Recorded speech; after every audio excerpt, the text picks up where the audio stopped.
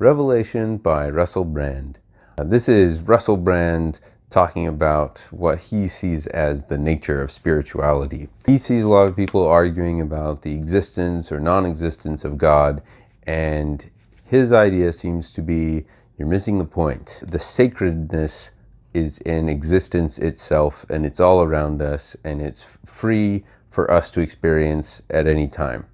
And we are misled into thinking about what sacred is, and we are prevented from this joy because of capitalism, because of materialism, because of selfishness. He sees our mission as people is to reconnect with our inner selves and find joy in serving others, connecting with others, and being mindful. It's very Buddhist in nature. So Russell Brand is an interesting guy. He got famous really quickly, got addicted to sex, drugs, alcohol, and then he hit rock bottom. He realized all of this was emptiness. And now it seems that he has turned to finding joy in helping other people who struggle with addiction. From what I can tell, that's a main thing that he focuses on, which is admirable. I think he wrote this book to help a lot of that crowd. But it was also helpful for people who aren't dealing with addiction too, because it's a universal principle that he's talking about here.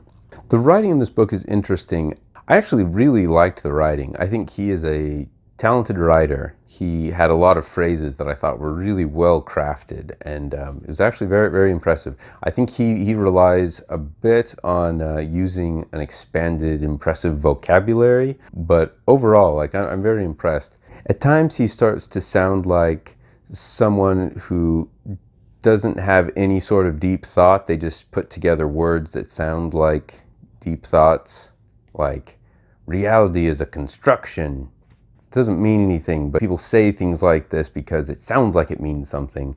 He verges on it in parts, but I was with him despite that. I could go along with him and not think that he's just he's just saying words that sound nice. I feel pretty confident saying that I don't agree with Russell Brand on many things, but I feel like he's the kind of guy that I could talk to and have a good conversation with, even though we didn't disagree. That's a big compliment to him. Points where I disagree with him are his views on capitalism. I think are very, very limited and childlike in a sense. He seems to suggest that if a person is working for Merrill Lynch, they are by nature less happy than a person who works at a soup kitchen. I don't think you can make that kind of generalization, but he seems to divide the world that way. He seems to have an idea of society that everyone should have what they need and nothing more than what they need, and he seems to be enchanted by the level playing field of all society, which I think is pie in the sky thinking that never actually works out. Also, I think that Russell Brand thinks that society is more far gone than I think it is. He sees everything in terms of materialism, which I don't think is completely warranted. There's a lot of good things going on, materialism notwithstanding. On points where I agree with him, he makes a lot of valid points about why we're limited in our ability to understand our own existence. I think it's a good point, and it's a good point to be mindful of. It's kind of like the idea that if your brain was simple enough to understand, then you wouldn't be smart enough to understand it. Love that quote.